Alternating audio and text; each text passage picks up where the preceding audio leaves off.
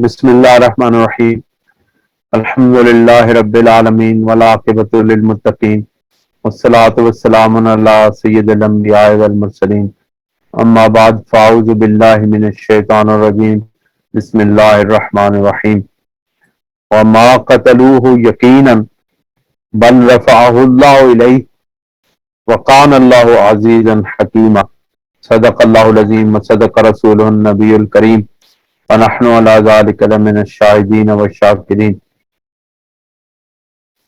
عزیزان محترم، گزشتہ کئی دنوں سے ہم سورہ نساء کی آیت نمبر 157 اور 158 کا تفصیلی جائزہ لے رہے ہیں۔ ان آیات کا خلاصہ آج آپ کے سامنے عرض کرنے کی سعادت حاصل کر رہا ہوں، اور مجھے امید ہے کہ آپ حضرات میں سے اکثر نے اپنے پاس کاغذ قلم رکھا ہوگا، کیونکہ آج میں اہم پوائنٹس آپ کو لکھوانے جا رہا ہوں۔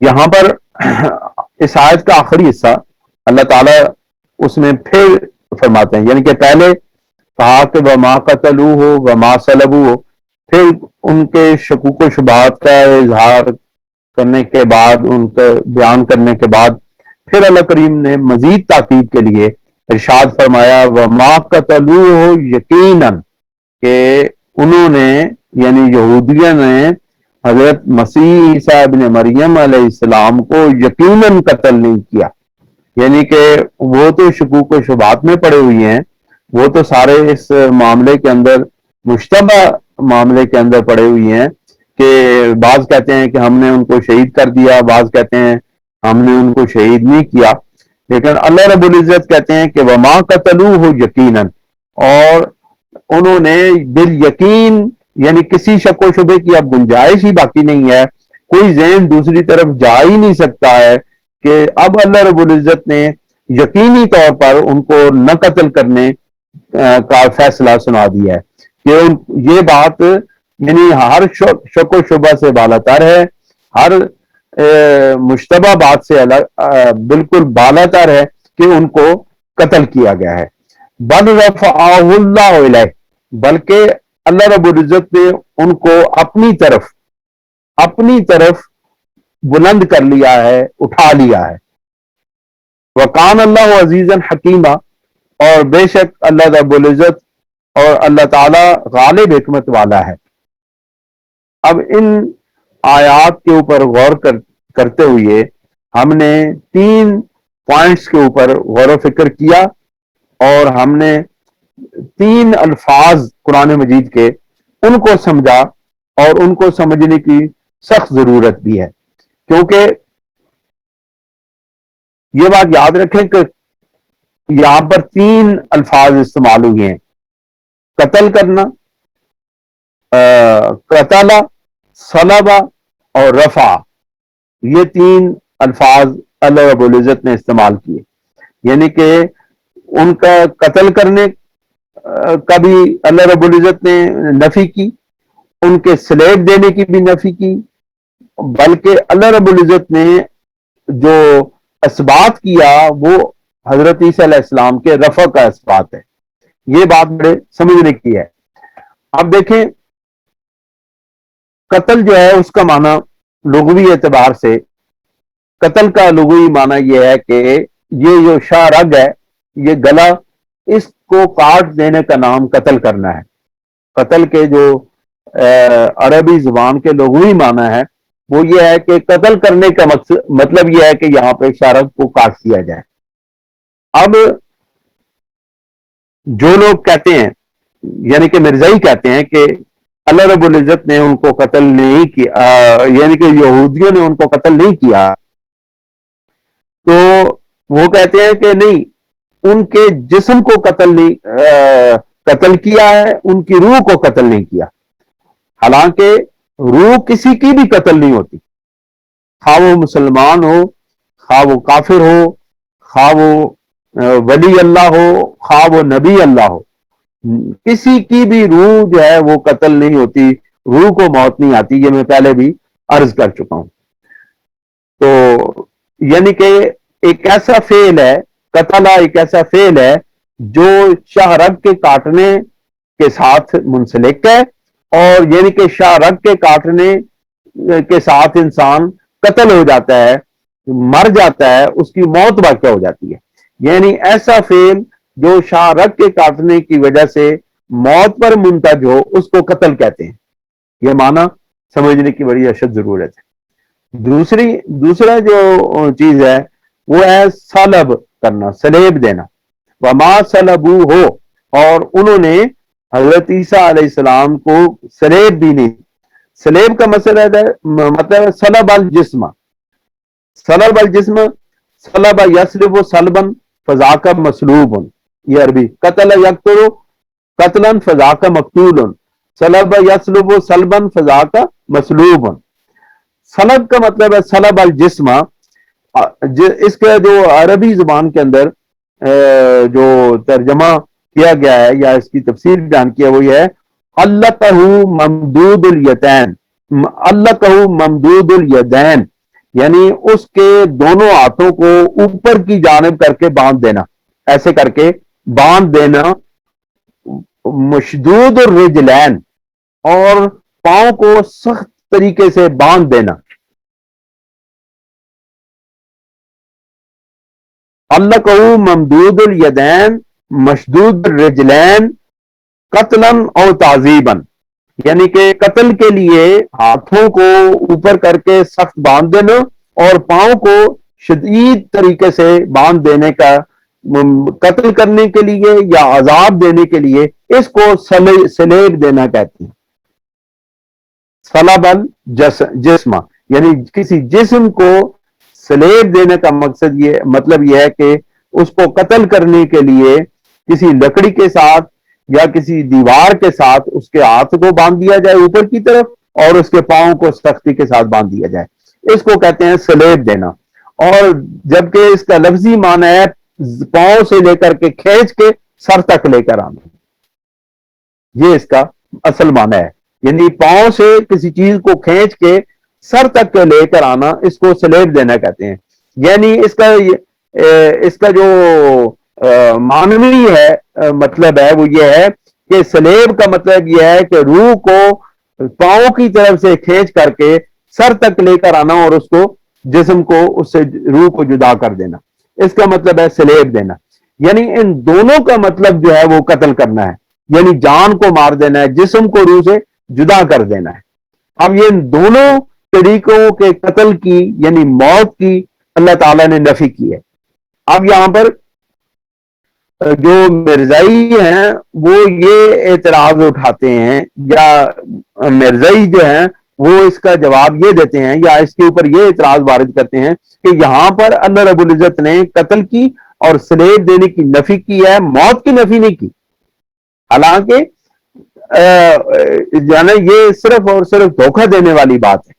اب جو ایک جو ہے نا وہ اصطلاحی معنی ہے، ایک ہے لغوی معنی اور ایک ہے اصطلاحی معنی۔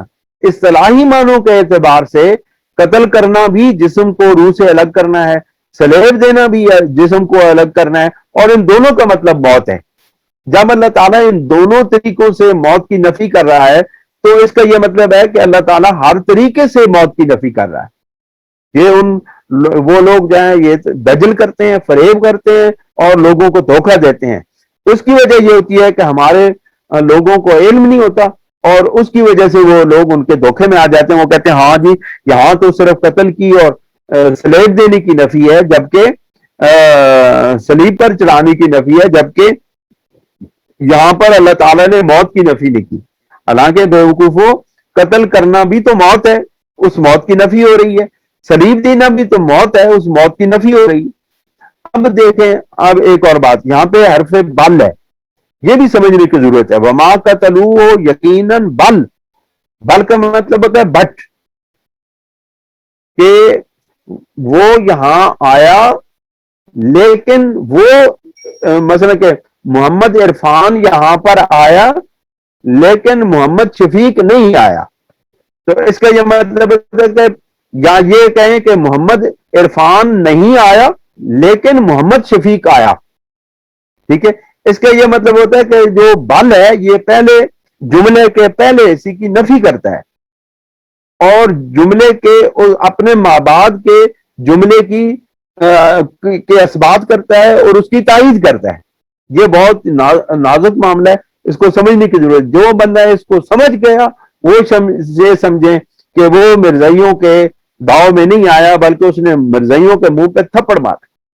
اب اگر کوئی بھی آپ کی زندگی کے اندر مرزائی آپ کے سامنے آ کر کے اس آیہ مبارکہ کے اوپر دلیل پیش کرتا ہے, آپ کے پاس میرا خیال ہے اتنے دلائل موجود ہو گئے ہیں کہ کوئی مرزائی بھی آپ کی ان دلائل کی نفی نہیں کر سکتا ہے. کیوں؟ اس کی وجہ یہ ہے کہ اللہ رب العزت نے قتل کی یعنی موت کی نفی کی ہے. وما قتلوہ یعنی موت کی نفی کی ہے. قتل کرنا بھی تو موت ہی ہے نا, سلیب دینا بھی تو موت ہی ہے. اس کا مطلب ہے اللہ تعالیٰ دونوں طریقوں سے موت کی نفی کر رہا ہے. اس کا یہ مطلب ہے کہ اللہ تعالیٰ ہر طریقے سے حضرت عیسیٰ علیہ السلام کی موت کی یعنی کہ پہلے مرحلہ زندگی میں موت کی نفی کر رہا ہے. تو پھر فرمایا, پھر اس بات کس کا کرے, بل رفعہ اللہ علیہ, بلکہ اللہ رب العزت نے یعنی اس کو موت نہیں دی بلکہ اس کو اللہ رب العزت نے زندہ اپنی طرف اٹھا لیا. اب وہ یہ کہتے ہیں کہ مرزائی یہ کہتے ہیں اس کو جو ہے نا حضرت عیسیٰ علیہ السلام کو اللہ رب العزت نے تم کہتے ہو آسمانوں پر اٹھا لیا, تو کیا اللہ تعالیٰ آسمانوں کے اندر محدود ہے جو اس نے اٹھا لیا؟ حالانکہ یہ صرف ان کا دھوکہ دینے کی بات ہے. یہاں پر صرف یہاں ایک بات کو سمجھانے کے لیے جو اہل تفسیر ہیں یا مسلمان جب ترجمہ کرتے ہیں تو اہل ایمان کو تفسیراً سمجھانے کے لیے یہ بات کہتے ہیں کہ اللہ رب العزت نے حضرت عیسیٰ علیہ السلام کو آسمانوں پر اٹھا لیا. حالانکہ یہاں پر آسمانوں کی بات ہی نہیں ہے. یہاں تو اللہ تعالیٰ فرماتے ہیں بل رفعہ اللہ الیہ, اس نے حضرت عیسیٰ علیہ السلام کو اپنی جانب اپنی طرف بلا لیا, اٹھا لیا. اب اللہ رب العزت کسی طرف کے اندر محدود نہیں ہے, اللہ رب العزت کسی سمت کے اندر محدود نہیں ہے. فَأَيْنَمَا تَوَلُّوا فَثَمَّ وَجْهُ اللَّهِ, تم جس طرف رخ کرو گے تم اللہ کو اس طرف پاؤ گے. اس لیے یہاں پر ان کا جو اعتراض ہوتا ہے اس کی نفی ہو جاتی ہے. یہاں پر وہ دوسرا جو شبہ پیدا کرتے ہیں وہ لفظ رفع کے بارے میں. پہلے جس وقت وہ قتل کے صلیب کے معنی کرتے ہوئے جب دھوکہ نہیں دے سکتے ہیں تو پھر ان کا ہر بار تیسرا یہ ہوتا ہے کہ رفع کا معنی وہ کرتے ہیں, وہ رفع کا معنی کرتے ہیں جسم کے بغیر روح کا بلند ہونا. وہ کہتے ہیں جی جسم کا ساتھ تو بلند ہونا کسی قرآن مجید کے اندر ثابت ہی نہیں ہے. یعنی رفع کے معنی قرآن مجید, ان کا یہ اعتراض ہوتا ہے, یہ بات یاد رکھیں, ان کا یہ اعتراض ہوتا ہے کہ رفع بالجسم یا رفع بالجسد یہ قرآن مجید کے اندر کسی بھی جگہ موجود نہیں ہے. حالانکہ یہ ان کا سراسر دھوکہ ہے. رفع کا معنی جو ہے بلند کرنا ہے, اور جسم کے ساتھ یا کسی وجود کے ساتھ بلند کرنے کا معنی اللہ رب العزت نے قرآن مجید کی متعدد آیات میں دیا ہے. یہ ہے کہ ہم قرآن مجید کو اگر غور سے پڑھیں تو پھر ہمیں پتہ چلتا ہے کہ ہاں قرآن مجید اپنی آیات کی خود تفسیر کرتا ہے, اور قرآن مجید کی آیات سے آیات کی تفسیر اتنا مستحکم بیان ہے جس کی کوئی تردید نہیں ہے, کوئی اس کو رد نہیں کر سکتا ہے. سماعت فرمائیں. رفع کا مرنا بلند کرنا, سورہ بقرہ 2 نمبر سورہ کے آیت نمبر 127, اس سے پہلے گزر چکے ہیں شاید آپ کے. اللہ رب العزت ارشاد فرماتے ہیں وَإِذْ يَرْفَعُ إِبْرَاهِيمُ الْقَوَاعِدَ مِنَ الْبَيْتِ وَإِسْمَاعِيلَ, اور جب حضرت ابراہیم علیہ السلام بیت کی یعنی البیت کی, کعبۃ اللہ کی, اور حضرت اسماعیل علیہ السلام بنیادیں یا ان کی جو قواعد ہیں ان کے جو دیواریں ہیں وہ بلند کر رہے تھے. وَإِذْ يَرْفَعُ إِبْرَاهِيمُ الْقَوَاعِدَ مِنَ الْبَيْتِ, یہاں پر آگے رفع بالجسم, رفع بالجسد یا رفع بالوجود, یعنی کعبہ کی دیواریں ایک وجود رکھتی ہیں نا, ان کے بلند کرنے کا یہاں پر اللہ تعالیٰ نے کہا کہ یہاں پر رفع کے مطلب ہے کسی وجود کو بلند کرنا. بات سمجھ آ رہی کہ نہیں؟ جن کو آ رہی ہے وہ ہاتھ کھڑا کریں. ماشاءاللہ. یعنی رفع بالجسم جو ہے وہ اس کا معنی یا جس کی وہ نفی کرتے ہیں کہ حضرت عیسیٰ علیہ السلام کو رفع بالجسم نہیں کیا گیا، وہ کہتے ہیں جی کہ قرآن میں کسی جگہ بھی رفع کے معنی بالجسم کے ساتھ، بالجسد کے ساتھ، بالوجود کے رفع کے معنی نہیں آئے. تو قرآن مجید کی اس آیت مبارکوں کو اپنے سامنے رکھیں تو یہاں پر ایک وجود کو رفع دیا جا رہا ہے، ایک وجود کو بلند کیا جا رہا ہے. کعبہ کی دیواریں ایک وجود ہیں، ان کو بلند کیا جا رہا ہے. دوسری بات یہ ہے کہ حضرت یوسف علیہ السلام نے جس وقت اپنے والدین کو اپنے پاس بلایا، اپنی اس بادشاہی کے زمانے کے اندر جب بلایا تو حضرت اسماعیل علیہ السلام، حضرت یوسف علیہ السلام کے والد گرامی حضرت یعقوب علیہ السلام اور ان کی والدہ جو تھی وہ جس وقت آپ کے پاس گئیں تو حضرت یوسف علیہ السلام نے ان کو تخت کے اوپر بٹھایا اور ان کے سامنے جھک گئے اور ان کے سامنے سجدہ کیا. یعنی اس وقت سجدہ تعظیمی جائز تھا. تو فرمایا اللہ رب العزت نے سورہ یوسف یعنی 12ویں سورہ کی آیت نمبر 100 اس میں اللہ کریم ارشاد فرماتے ہیں وَرَفَعَ أَبَوَيْهِ عَلَى الْعَرْشِ کہ اور اس نے اپنے والدین کو وَرَفَعَ أَبَوَيْهِ اور اس نے اپنے والدین کو عرش کے اوپر یعنی تخت کے اوپر بٹھایا، تخت کے اوپر بلند کیا. وَخَرُّوا لَهُ سُجَّدًا اور ان کے لیے وَخَرُّوا لَهُ سُجَدًا اور ان کے سامنے جھک گیا سجدے کی حالت کے اندر، یعنی سجدہ تعظیمی بجا لایا. تو یہاں بھی ایک یعنی کہ ان کے حضرت یوسف علیہ السلام کی جو روح تو نہیں تھی کہ جس روح کو حضرت یوسف علیہ السلام نے تخت پہ بٹھایا تھا، بلکہ وہ حضرت یعقوب علیہ السلام اس وقت صاحب حیات تھے. ان صاحب حیات کو انہوں نے بلند کیا اور تخت کے اوپر بٹھایا. اس کو رفع علی العرش کہتے ہیں.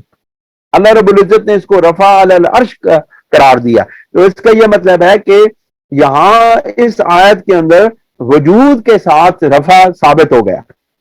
تو اب اگر جو ہے نا رفع بالجسم عرش کے اوپر ہے یا تخت کے اوپر ہے تو اس کا یہ مطلب ہے کہ قرآن مجید کے اندر وجود کو وجود کے ساتھ اوپر اٹھانا، بلند کرنا یا کسی اوپر مقام پر لے کے جانا، یہ قرآن مجید کی آیات سے ثابت ہے. یعنی اس کی نفی نہیں کی جا سکتی کہ قرآن میں کہیں نہیں لکھا ہے کہ کسی چیز پہ کسی جسم کو کسی وجود کو جو ہے نا وہ رفع نہیں کیا جا سکتا. ایک اور بات، ایک اور آیت مبارکہ بھی ہم پچھلی اسی سورہ مبارکہ سورہ نساء کی آیت نمبر 154 اس سے پہلے ہم بیان کر چکے ہیں. اس میں ہے وَرَفَعْنَا فَوْقَهُمُ الطُّورَ اور ہم نے ان کے اوپر طور پہاڑ کو بلند کر دیا. اب طور پہاڑ کو اپنے طور پہاڑ ایک جسم ہے، ایک وجود ہے، اس وجود کو ہم نے بلند کر دیا. اب اس وجود کو بلند کرنا اس طرح تھا کہ اس وجود کے ٹانگیں، اس وجود کے جسم کا نچلا حصہ زمین پر نہیں تھا، بلکہ وہ پورے کا پورا وجود آسمان پر اور آسمان اور زمین کے درمیان معلق ہو گیا تھا. اب قرآن مجید پر غور کرنے والے لوگوں کو ہی یہ باتیں معلوم ہو سکتی ہیں. جب وہ قرآن مجید کی ان آیات کے اوپر غور و فکر کرتے ہیں تب ان کو قرآن مجید کے معرف کا علم ہوتا ہے. یہی تو معرف ہے جو سمجھنے ضروری ہیں. اللہ کریم ارشاد فرماتے ہیں وَرَفَعْنَا فَوْقَهُمُ الطُّورَ اور ہم نے کوئی طور پہاڑ کو ان کے اوپر بلند کر دیا. اب اس کی بلندی کا طریقہ کیا تھا؟ وہ وجود جو تھا وہ زمین اور آسمان کے درمیان معلق تھا.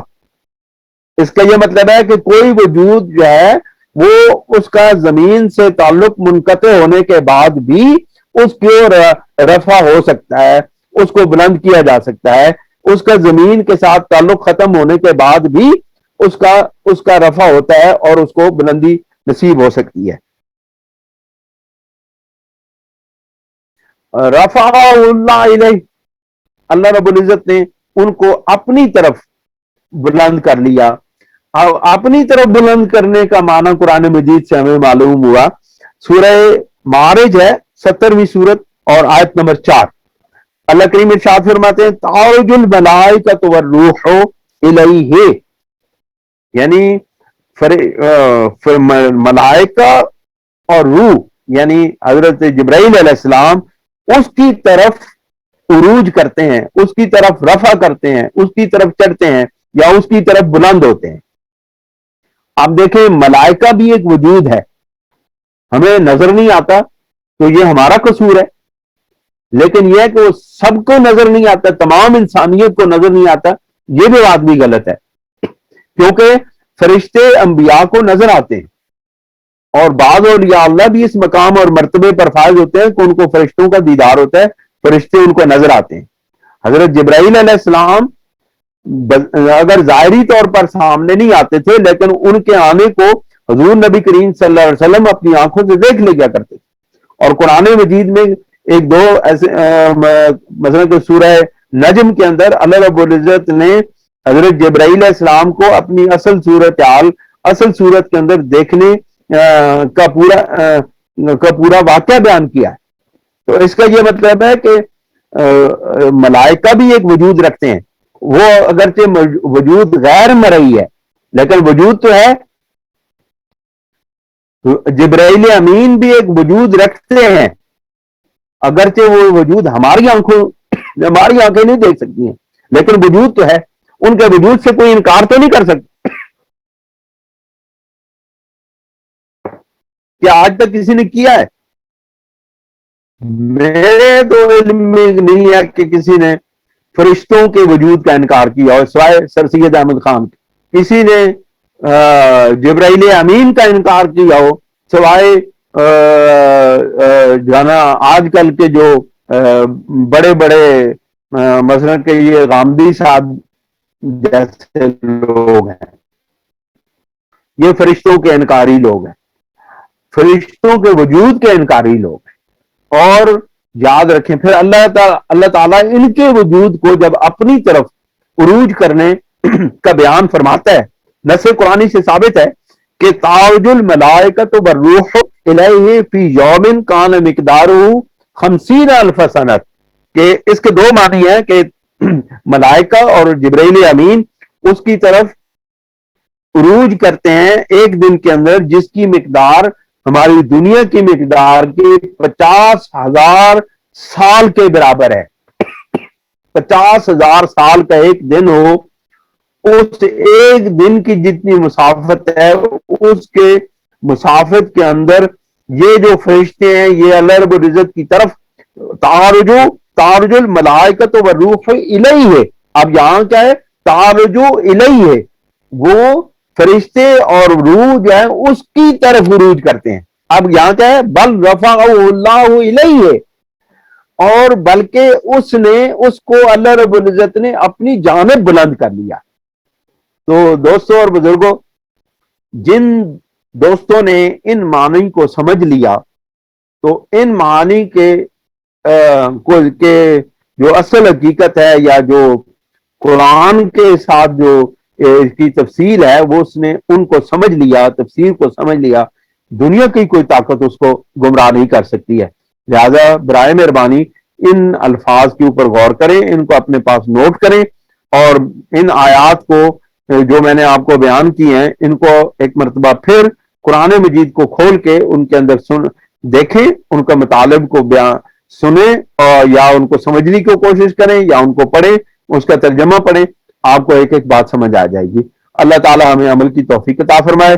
انشاءاللہ العزیز اگلے درس کے اندر آیت نمبر 159 کو بیان کریں گے، اور اس کے اندر پھر تمام باتوں کا صفایا ہو جائے گا۔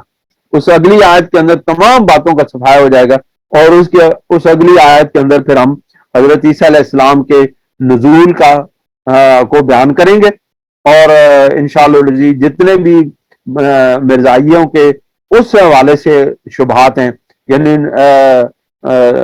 دوسری بار آپ کا نزول کرنا آسمانوں سے، ان کو بھی ہم ایڈریس کریں گے، ان کی بھی وضاحت کریں گے انشاءاللہ العزیز۔